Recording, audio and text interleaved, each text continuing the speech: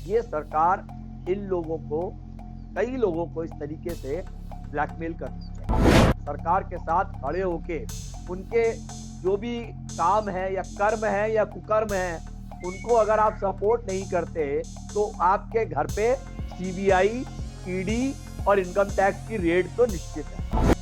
ये सरकार के जो टूल्स हैं उनका इस्तेमाल तुरंत चालू हो जाता है कि अमिताभ बच्चन पर काफी बड़ी कार्रवाई की गई थी और वो एक तरीके से जिसे कहा जाता है कि दिवालियेपन के कगार पे पहुंच गए थे। तो उस तरह के उदाहरण रख के आज के जो सेलिब्रिटीज हैं वो ये सोचते हैं कि be on the right side of the right minded government.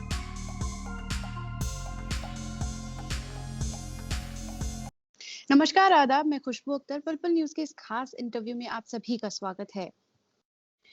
26 जनवरी को जो लाल किला पे हुआ वो हम सब ने देखा, लेकिन उसके बावजूद 15 दिन लग गए दीप सिंधु को दिल्ली पुलिस को पकड़ने पर।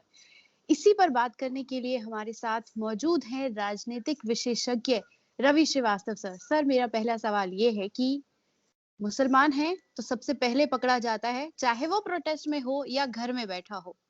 लेकिन दीप सिंधु के खिलाफ सारे सबूत थे, वो तो अपना वीडियो भी बनाकर डाल के आया था, लेकिन उसके बावजूद 1 लाख का इनाम रखा गया और 15 दिन लग गए उसे पकड़ने में। कैसे देखते हैं आप? बिल्कुल, आपने एक सही उदाहरण दिया है। डॉक्टर कफील खान हो, मुनव्वर फारूकी हो, शर्जील इमाम हो, शर्जील उस्मानी हो, कोई भी आप उठा के देख लीजिए, उनके मामलों में गिरफ्तारी पहले होती है, जांच बाद में की जाती है।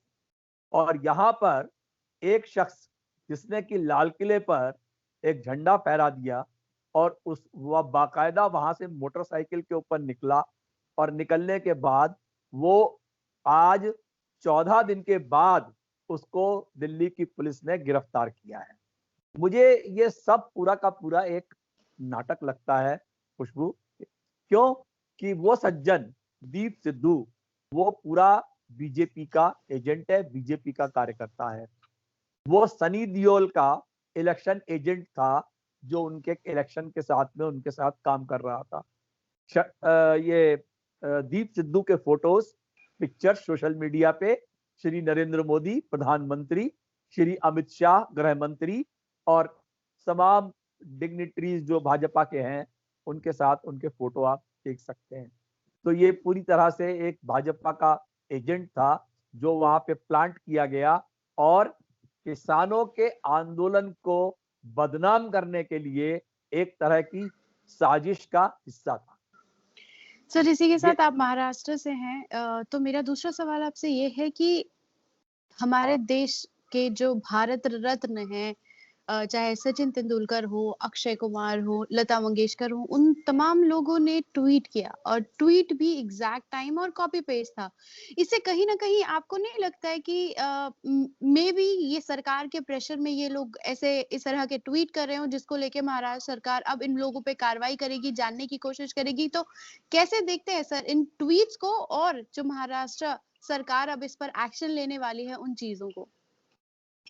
देखिए खुशबू, आपने देखा होगा कि ग्रेटा थुनबर्ग और रिहाना और तमाम सेलिब्रिटीज के ट्वीट पर दिल्ली की पुलिस ने बाकायदा एफआईआर फाइल कर दी, जैसे वो आपके देश के मुजरिम हैं और उन्हें सोशल मीडिया पे एंटी नेशनल और क्या क्या कहा गया, जबकि उनके सबके बयान अपने अपने बयान थे। उनके उसको सारे ट्वीट जो हैं वो अपने ट्वीट हैं, उनके कोई कॉपी पेस्ट नहीं है।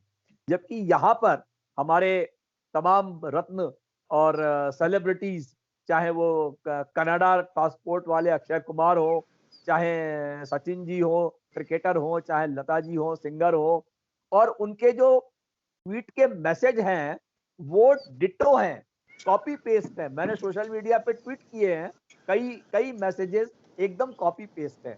हकीकत ये है खुशबू कि ये सरकार इन लोगों को, कई लोगों को इस तरीके से ब्लैकमेल करती है।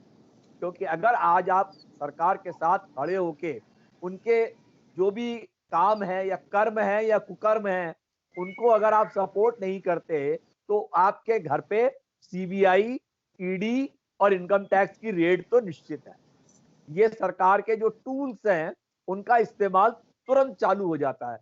तो इसलिए और ये सब लोग जो है वो और तरह तरह के business ventures, brand promotions, brand ambassador, तमाम तरह के काम करते हैं और उन पर उनसे जो उनके बिजनेस एवेन्यूज हैं उनके ऊपर किसी तरह का कोई खतरा ना आए।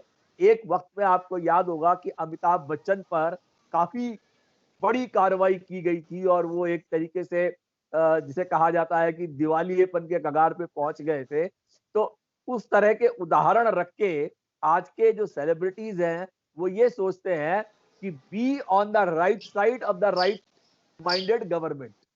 जो राइट राइट विंगर गवर्नमेंट है उसके राइट साइड में ही रहो, किसी तरह से अपने आप को अलग मत करो, वरना आप पर किसी भी तरह की आफत टूटने में वक्त नहीं लगेगा। ये सरकार आवाज को दबाने में माहिर है। चाहे आप कोई भी उठा के देख लीजिए, महाराष्ट्र के उदाहरण देख लीजिए आप कि जो अघाड़ी सरकार के जो नेता हैं उन पर तरह तरह के आरोप लगा करके चार्जशीटें फाइल की जा रही हैं और तमाम किए जा रहे हैं। जहां पर भी विरोधी पक्ष की सरकार होती है, सरकार अपना यह हथकंडा इस्तेमाल करे।